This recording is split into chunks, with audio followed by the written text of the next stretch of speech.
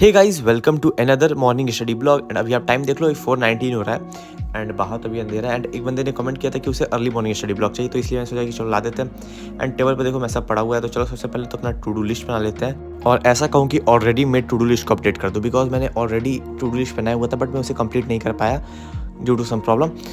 पहले तो मैंने सोचा था कि मैं दोबारा टू डू लिस्ट बनाऊंगा, बट मेरे दिमाग में जो प्लान था वो ऑलरेडी मेरे डायरी पे लिखा हुआ था। मैंने ऑलरेडी पहले का टू डू लिस्ट बनाया हुआ था, तो उसी में कुछ चेंजेस करके उसको अपने अकॉर्डिंग कर लिया।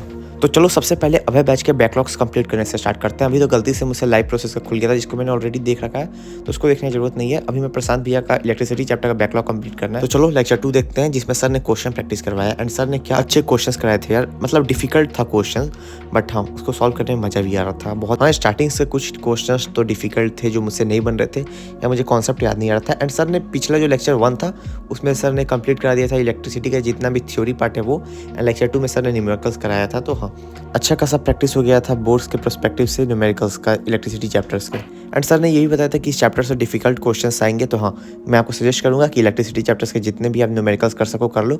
मुझे भी करना है भाई, मैंने हाफ ईयरली या प्री बोर्ड के पहले घंटा नहीं पढ़ा था इलेक्ट्रिसिटी चैप्टर, अच्छे से नहीं पढ़ा था। मतलब लेक्चर तो मैंने देखे थे बट मैंने अच्छे से नहीं पढ़ा था, ना मुझसे उसके न्यूमेरिकल्स बन रहे थे, मुझसे जेन्युइनली उसके एनसीईआरटी क्वेश्चंस भी नहीं बन रहे थे। कुछ कुछ जो थ्योरी पार्ट वाले थे वो तो बन जा रहे थे, बट हाँ कुछ कुछ न्यूमेरिकल्स भी बन जा रहे थे, बट पावर वाले में बहुत ज़्यादा डाउट हो रहा था। मैंने इससे पहले वाली वीडियो में बताया है कि पावर वाले चैप्टर में मुझे बहुत ज़्यादा डाउट हो रहा था, पावर वाले टॉपिक पे, चैप्टर नहीं टॉपिक पे डाउट हो रहा था बहुत ज़्यादा। तो फिर जब मैंने भैया के लेक्चर्स देखे तो मेरा डाउट क्लियर हो गया। लेक्चर्स क्या, बस यही जो लेक्चर है लेक्चर 2, इसी ने में does it making in sense, sorry इसी ने में नहीं, इसमें क्लियर हो गया। एंड हाँ सर बहुत ज़्यादा न्यूमेरिकल्स भी करा रहे थे, तो यार मज़ा तो आ रहा था क्वेश्चंस करने में। एंड हाँ डाउट भी क्लियर होता है एंड कॉन्सेप्ट भी अच्छे से तरीके से समझ में आ जा रहा था। एंड गाइस आप लोग मुझसे कमेंट में पूछते हो कि आपको मोटिवेशन कहाँ से मिलता है इतने पढ़ने का, तो मैं उतना ज़्यादा नहीं पढ़ता यार, मतलब बहुत कम पढ़ता हूँ मैं। मतलब हाँ जितना पढ़ता था वीडियो में दिखा देता हूँ, रेगुलर पढ़ाई नहीं होता। देखो एक दिन में पढ़ लिया 6-7 घंटे, फिर अगले दिन मैं नहीं पढ़ पाता उतना ज़्यादा, मतलब अगले दिन 2-3 घंटे हो गए, फिर वैसे ही करके पढ़ता हूँ यार। हर दिन मेरा ज़्यादा प्रोडक्टिव जाता नहीं है। एंड बोर्ड्स भी बहुत ज़्यादा पास में। एंड गाइस आप लोग कमेंट, भाई कमेंट बहुत अच्छा लगता है यार, आप लोग कमेंट पढ़ने में ऐसे ही कमेंट किया करो यार। एंड देखो फिर उसके बाद मैं NYQs कर रहा था, सर ने जो इलेक्ट्रिसिटी के NYQs दिए हुए थे वो तो कर रहा था। एंड इसमें मेरा सारा न्यूमेरिकल सही था A to Z। Next level confidence boost हुआ इसके NYQs करने के बाद कि सारे न्यूमेरिकल सही हो रहे हैं। फिर उसके बाद मैंने डिसाइड किया कि अब मैं इसका एनसीईआरटी सॉल्व करूंगा। एंड हाँ उसको शायद मैं इवनिंग में या नाइट में करूं। एंड गाइस मेरा जो प्री बोर्ड का रिजल्ट आने वाला था उसका डेट पोस्टपोन हो गया बिकॉज ऑफ कोल्ड। एंड देखो फाइनली ये हमारा NYQ है, मतलब पूरा जो मेसा पड़ा हुआ है मेरे टेबल पे, वो तो ट्राईपोड है बगल में, वो ग्लासेस, ये ट्राईपोड मेरा, सॉरी ट्राईपोड नहीं टैबलेट। एंड हाँ ये रहा देखो जिस पे मैंने DPPs ट्राई किया है, और ये सारे DPPs पड़े हुए हैं। एंड वो जो है वो मैंने एग्रीकल्चर चैप्टर का शॉर्ट नोट बनाया था, वो है शॉर्ट नोट क्या है, एक क्लास वाला जो टॉपिक है उसका मैंने छोटा सा लिख लिया था बस रिवाइज करने के लिए, वो माइंड मैप कह सकते हो अपने लिए, तो वो है बस। एंड ये सारे जो इतने DPPs किया है मैंने वो सब है। एंड गाइज मैं आपको एक और चीज़ दिखाऊँ तो उनको दिखाता हूँ, जिस पैड पे मैं लिख रहा था, ये देखो एग्जामिनेशन पैड नेक्स्ट टॉपर्स की तरफ से फाइनली मेरा आ चुका है ब्रह्मास्त्र। भाई इतनी खुशी मिल रही है, मतलब हाँ ब्रह्मास्त्र आ गया। आई थिंक अभी तक तो सबको ब्रह्मास्त्र रिसीव हो गया होगा, मुझे भी हो ही गया। चलो फिर अपने टू डू लिस्ट पर टिक कर देते हैं जो टॉपिक हो चुका है अपना। इलेक्ट्रिसिटी का लेक्चर 2 कंप्लीट हो गया तो उसको टिक कर देते हैं। NYQs हो गया उसको टिक कर देते हैं। एंड बस अब फिजिक्स के क्वेश्चन हैं कुछ, वो देखते हैं कर पाते हैं कि नहीं। तो चलो अब फिजिक्स के क्वेश्चन से स्टार्ट करते हैं। तो फिजिक्स के क्वेश्चंस के नाम पे मैंने सिर्फ इलेक्ट्रिसिटी के क्वेश्चंस किए, वो भी जो शुभम मैम ने अपने इंस्टाग्राम पे अपलोड किया हुआ है। फ्री रिसोर्स है, अगर आपको चाहिए तो मैं इसका लिंक डिस्क्रिप्शन और अपने टेलीग्राम पे अपलोड कर दूंगा। चाहिए कि मैं अपलोड ही कर दूंगा अभी थोड़ी देर में, वीडियो अपलोड करने के बाद मैं अपलोड कर दूंगा अपने टेलीग्राम पे। एंड अभी तक अगर आपने मेरा टेलीग्राम ग्रुप ज्वाइन नहीं किया तो कर लेना, मैं उस पर फ्री रिसोर्स अपलोड करते रहता हूँ। मतलब मुझे कोई भी फ्री रिसोर्स मिल जाता है या हैंड रिटन नोट्स अपने, या कोई भी मैं माइंड मैप या इंपॉर्टेंट डेट्स कुछ भी मुझे इंपॉर्टेंट लगता है, मैं जो भी लिखता हूँ या फिर मुझे ऑनलाइन कहीं मिल जाता है तो मैं उस पर अपलोड कर देता हूँ, जिससे आपका हेल्प हो जाए।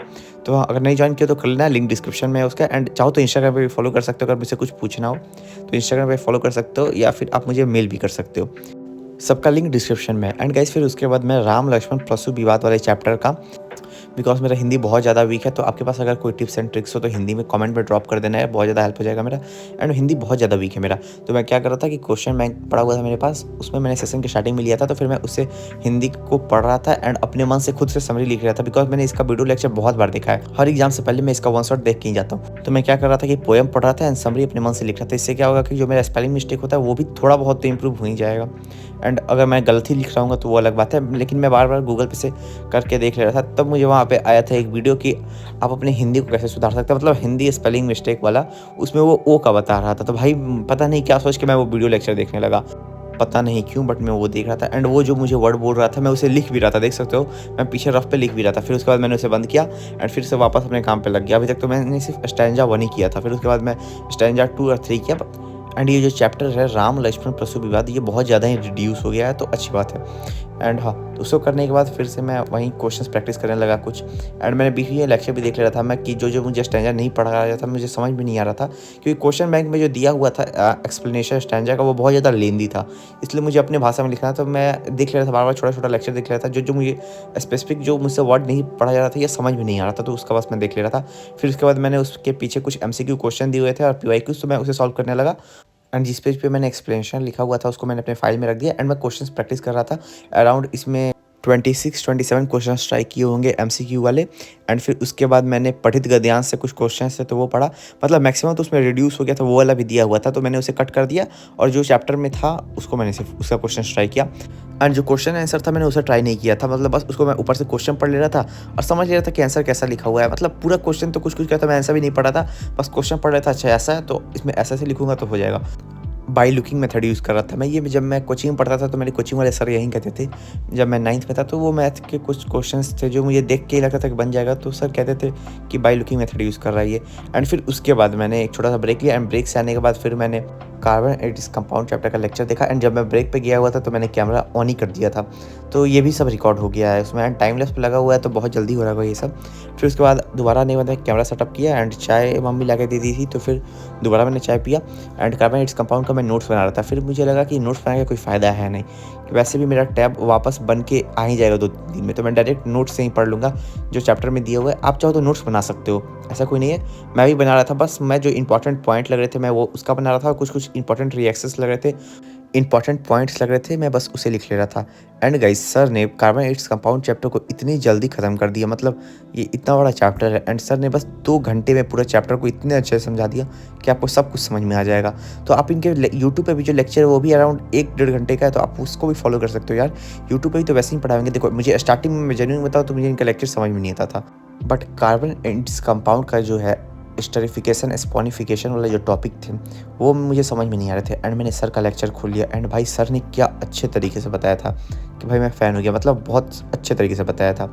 इससे पहले जो मैं लेक्चर देखता था मतलब वहाँ पे अच्छे से समझाया बट मुझे समझ में नहीं आ रहा था एंड उस समय तक तो मुझे याद रहता था, फिर मैं बाद में भूल जाता था। तो इसलिए फिर मैंने डिसाइड किया कि सर का लेक्चर देख लेते हैं। एंड मैंने इसके प्रीवियस वीडियोस में भी बताया हुआ है, कार्बन एडिस कंपाउंड का मैंने एक लेक्चर सर से देखा था, मुझे सब समझ में आने लगा।